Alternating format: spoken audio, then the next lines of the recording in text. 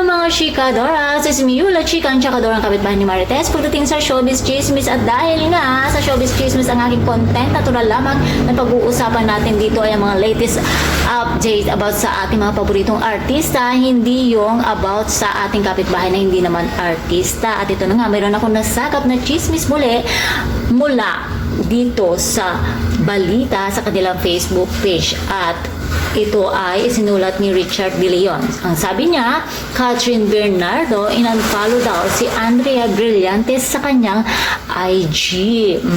Okay, babasahin natin.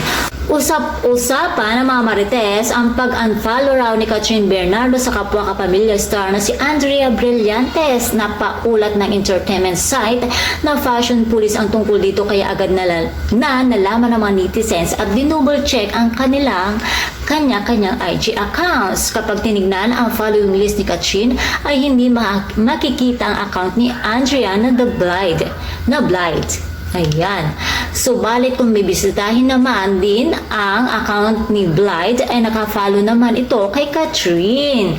Hindi lang tiyak kung matagal na bang hindi pinafollow ni Catherine si Andrea at ngayon lang napansin o hindi talaga siya nakafollow rito at all.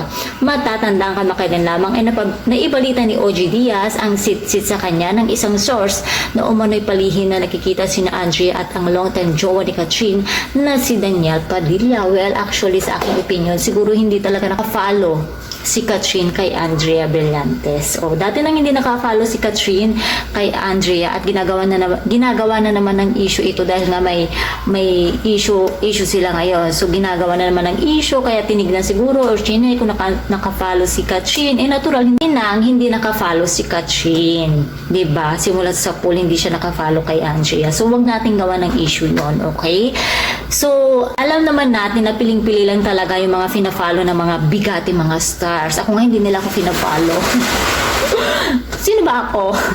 Ako lang naman si Yula Chika, ang chikadorang kapitbahay ni Marites. Ayan. So, ayun. Kaya naman wag natin gawing issue to. Porkit hindi nakafollow si Catherine, mayroon ng sama ng loob kay Andrea. So, no si Catherine dyan. So, kaya naman mga chikadoras, kung hindi man nakafollow si Catherine kay Andrea, ay walang issue yun, walang ibig sabihin nun, okay? Siyempre, itong si Andrea ay nakafollow kay Catherine kasi nga, dati na pong idol ni Andrea si Catherine. Dati niya nang iniidolo. Kasi madami naman talaga nag-a-idol dito kay mga kapwa nila artista. Iniidolo talaga si Catherine Bernardo. Si Francine Diaz, di ba? Love na love itong si Catherine Bernardo, talaga namang hinahangaan niya. So, sino ba naman ang hindi hahanga dito kay Miss Catherine Bernardo? Kahit sino talaga, tinitingala siya. Kaya naman mga chikadoras, yan lamang aking chika for today. And please don't forget to like, share, and subscribe my channel. Thank you for watching. Bye!